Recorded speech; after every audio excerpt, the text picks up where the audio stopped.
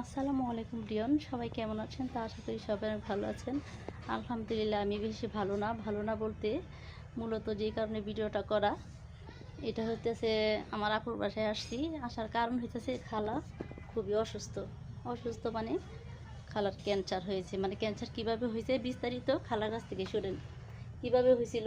আমার বুকের মধ্যে টিমার এসেছিল। হ্যাঁ, ক্যামেরা দিকে তাকায় বলেন। টিমার এসছে, পরে টিমার বড় হয়ে গেছে, পরে অপারেশন করাইছি। করানোর পরে বুকের ভিতরে ক্যান্সার ধরা পড়ছে। হ্যাঁ, এই পর্যন্ত চিকিৎসা গরিব মানুষ হ্যাঁ, যতটুকু করতে পারতেছি। এখন সামনে আর চিকিৎসা করার মতো ক্ষমতা নাই। কিমো লাগবো 2টা, রেডিও থেরাপি লাগবো 15টা। মানে আমার আর মানে শক্তি গুলাইতেছে না। আপনারা আমার 2 পয়সা যে যেরকম পারেন সাহায্য করেন। দেশ বিদেশের মানুষ যারা পারেন আমার একটু সাহায্য করেন। আমি গরিব অসহায় মানুষ, আমার স্বামী অসল, আমরা সবাই অসল মানুষ। এমনি সাহায্যের কারণে আমি একটু বাঁচতে চাই।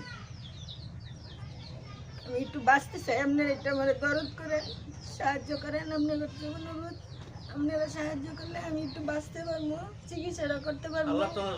আমি অসহায়, একদম অসহায়, আমি গরিব, আমার কেউ নাই, অসহায় মানুষ, একটু সাহায্য করে।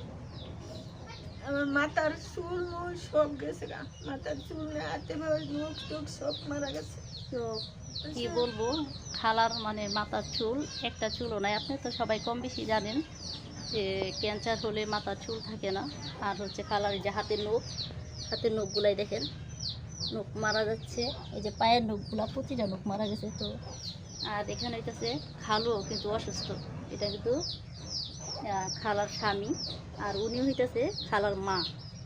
তে আমার সম্পর্কে নানু হয়। তো এই নানুই কিন্তু অসুস্থ, মানে নানুর যে সেবা করব, মানে নানুর সেবাই করবো অন্য এক মানুষে, অথচ এই নানু সেবা করতেছে তার মেয়ে। যেহেতু ওনার সেবা করার মতো মানে কোনো মানুষ নাই, মানে খালার সেবা করার মতো কোনো মানুষ নাই।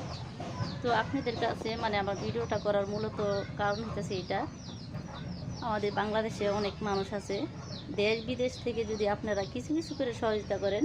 আবার কেমো কবে, কয় তারিখে? 9 তারিখ। তো 9 তারিখে খালার আরেকটা কেমো বাকি আছে।